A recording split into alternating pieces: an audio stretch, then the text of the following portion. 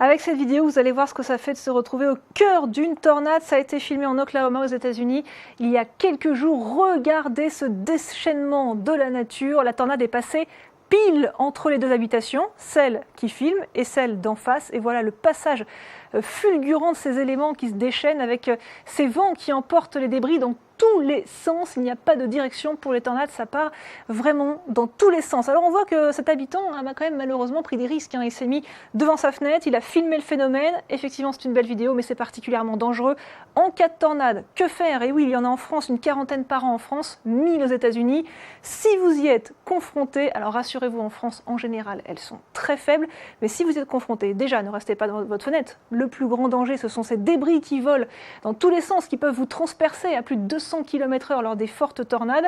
Il faut se mettre dans une pièce, une petite pièce en bas, dans un sous-sol, ou alors dans une salle de bain, dans des toilettes, une petite pièce fermée. Ensuite, attention quand même au point bas, il faut descendre, oui, mais attention, les tornades sont souvent accompagnées de précipitations diluviennes. On peut s'attendre à des inondations éclairs, ça peut être dangereux. Il ne faut pas s'abriter sous un arbre, ne pas s'abriter dans une voiture, ni évidemment dans une caravane ou un mobil-home. Tout cela est emporté très facilement par une tornade.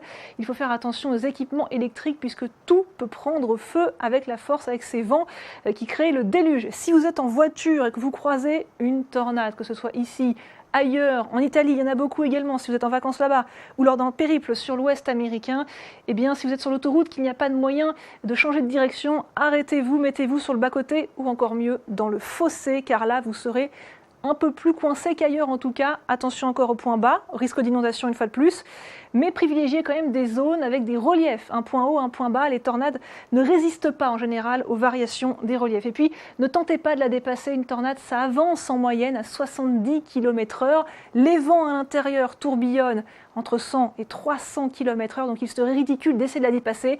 Il vaut mieux la contourner, mais encore faut-il savoir dans quelle direction elle va, car en général, on ne sait pas vraiment dans quelle direction elle va, c'est totalement imprévisible. Si vous avez l'impression qu'elle ne bouge pas, qu'elle fait du surplace, qu'elle est fixe, eh bien attention, c'est probablement qu'elle arrive droit vers vous.